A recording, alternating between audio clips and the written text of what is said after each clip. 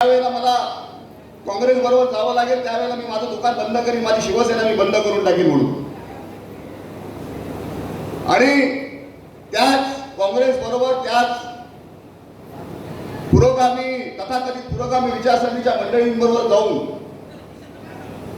शिवसेनेच्या तथाकथित पक्षप्रमुखांनी बाळासाहेबांच्या विचाराशी द्रोह केला आणि मग क्रांतीची ठिणगी पडली. आणि तुम्हाला सांगायला विशेष मला वाटेल, आनंद वाटेल, ती क्रांतीची ठिणगी खरी पडली असेल तर ती रायगड जिल्ह्यात पडली आणि आपल्या 3 आमदारांनी तो उठाव केला आणि ती ठिणगी बघता बघता संपूर्ण महाराष्ट्र त्या ठिणगीनं व्यापला आणि खऱ्या अर्थानं जी सैनिकांना अभिप्रेत असलेली, संपूर्ण महाराष्ट्राला अभिप्रेत असलेली क्रांती या महाराष्ट्रात घडून आली. आज आपण बघितलं तर संपूर्ण रायगड जिल्ह्यामध्येच नव्हे तर संपूर्ण महाराष्ट्रामध्ये शिवसेनेचा झंझावत आहे.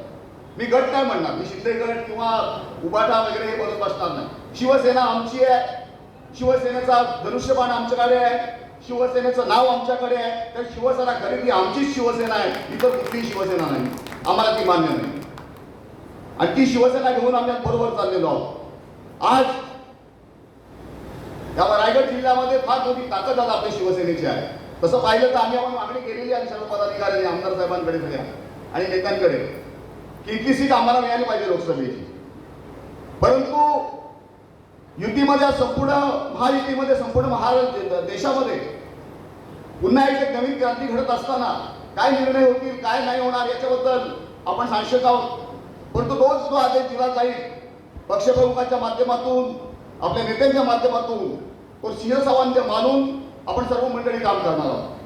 परंतु हे काम करत असताना समोरचा उमेदवार कोण आहे याचा देखील अभ्यास आम्हाला करावा लागेल.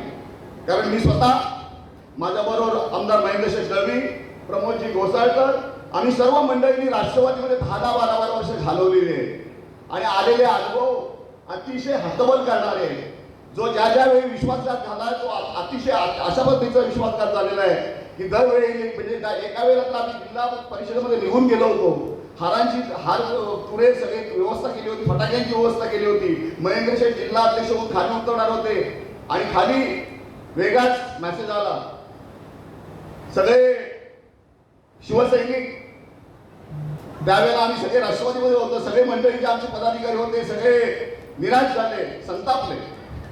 यावेळी ही गोष्ट होता कामा नये.